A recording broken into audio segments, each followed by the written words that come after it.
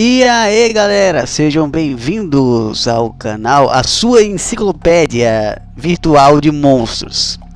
Então já vai logo aí compartilhando, dando joinha e também não se esqueça de se inscrever no canal para fortalecer aí a gente. Então bora lá galera, vamos para o vídeo. Hoje nós iremos falar sobre o Jean Jacket, o monstro do não olhe. Iremos falar sobre esse monstro ícone aí e totalmente abstrato que é o Jean Jacket, que foi uma sacada genial do produtor. Foi muito foda esse monstro, cara. Não na questão da aparência em si, mas a genialidade do cara que conseguiu mostrar um monstro. Ele é tipo como se fosse quase um Stephen King, que pega um controle remoto e transforma no controle assassino, filha da puta.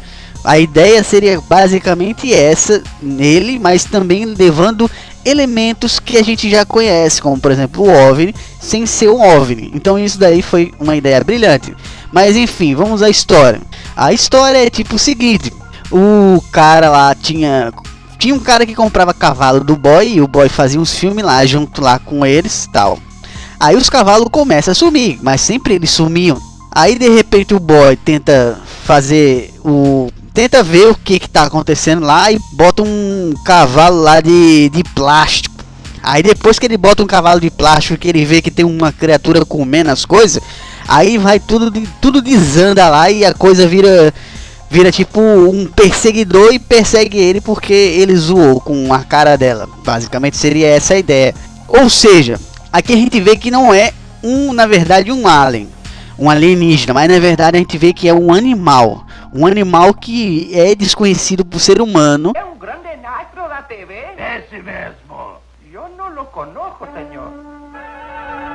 Que esse dono que comprava os cavalos tinha uma certa ligação com ela. Então existia um dono lá que comprava os cavalos desse boy aí, da família do boy, e esses cavalos sumiam lá tal, mas na verdade ele estava querendo alimentar esse monstro, o Jean Jacket. Ou seja, ele queria ganhar dinheiro em cima desse Jean Jacket lá tal, como uma atração turística, e em troca alimentava ele com os cavalos. Mas aconteceu que o boy lá fez a merda de pegar e botar a porra de um cavalo de plástico lá pra ele comer, e ele se irritou com isso. Aí ele disse: filho da puta, vai botar plástico pra tua mãe, caralho.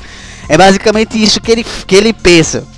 Aí depois disso daí desanda tudo, que ele quer comer todo mundo e fica atrás lá do boy, dono lá da fazenda de cavalo, e acontece a zoeira toda lá tal, que o boy tem que fugir, tem que matar ele de qualquer jeito, até a transformação dele em Transformer Precheca, que ele vira uma precheca angelical lá, grandona.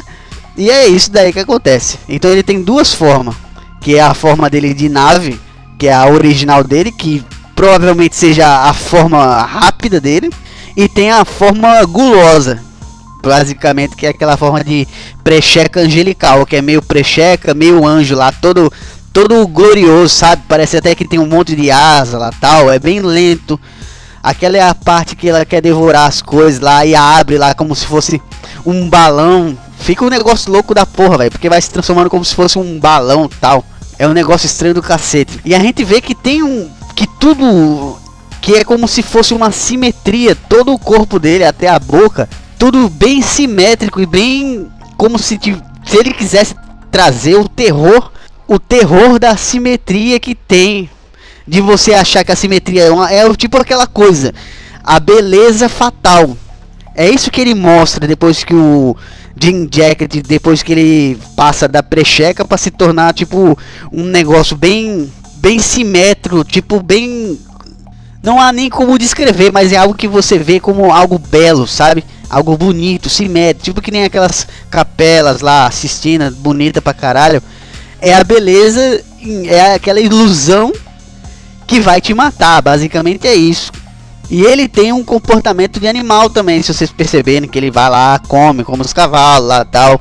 Só que ele é bem sensível também, e é isso que a gente vai falar agora, sobre as habilidades, pontos fracos e pontos fortes. Vamos começar primeiro com as habilidades.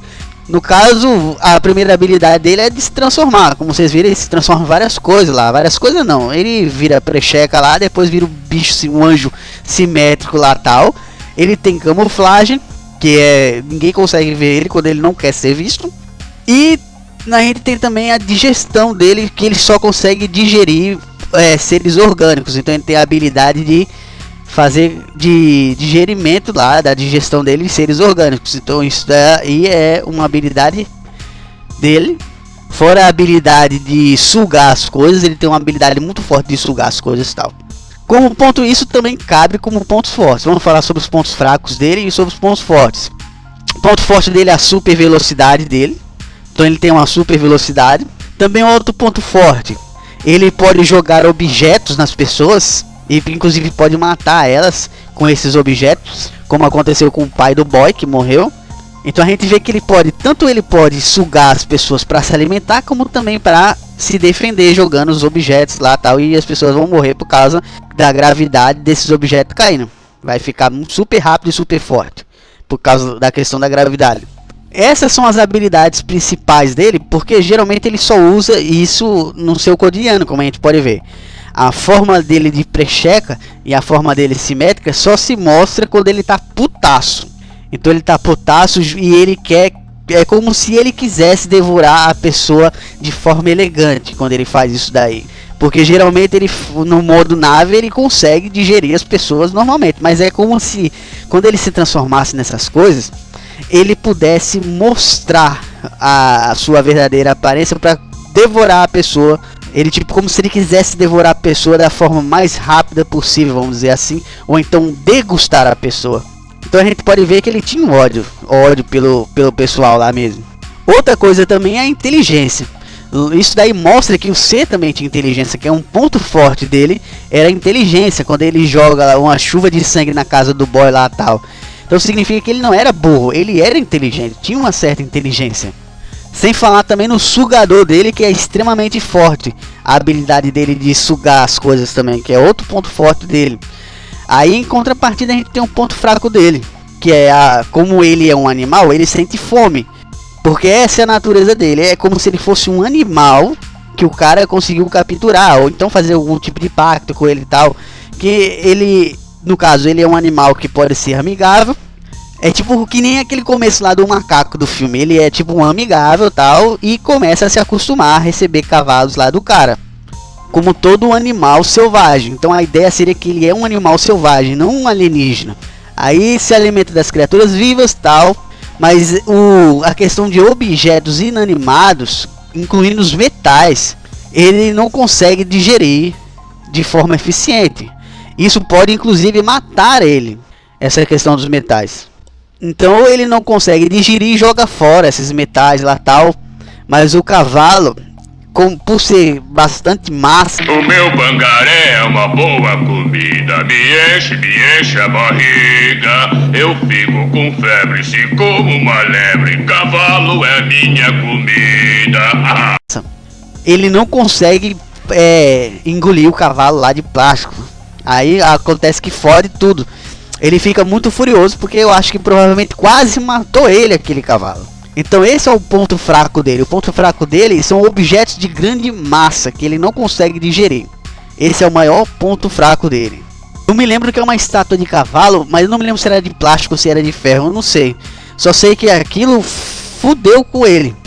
Então um ponto fraco desse do Jim Jack é esses tipos de materiais aí que ele não consegue engolir, inclusive aqueles que tem grande massa. Mas no final o outro ponto fraco dele que é mostrado é explosivos. Explosivos também fode ele. A gente vê também que ele se comporta como se fosse bem fino. É como se ele fosse um pano bem fino, como se fosse um balão também. Então esse também é um ponto fraco dele. A fraqueza do corpo dele também é outro ponto fraco importante. E onde ele habita? Bom, aí é uma questão muito difícil de saber, porque não se sabe se ele habitava lá aquele canto. Aí o cara percebeu e começou a dar comida para ele, para conseguir domesticar ele, entendeu? Ou se ele realmente veio de outra região, tal. Aí viu que tinha cavalo lá, tal, e quis comer. Ou então isso aqui é pode ser também uma ligação entre os fenômenos de OVNIs. Então, ou seja, existem vários desses Jim Jackets que são esses relatos de OVNIs que na verdade são animais que a gente não conhece. Então aí vai a critério do que você acha, onde ele habita e tal. Pode ser fora da Terra, mas como eu vi o filme, eu percebi que tratam esse Jim Deckard como se fosse um animal desconhecido do ser humano, não um extraterrestre, tá ok? Então eu espero que vocês tenham gostado do vídeo de hoje. Não esqueça do joinha, do like e se inscreva no canal para fortalecer aí. Valeu, galera.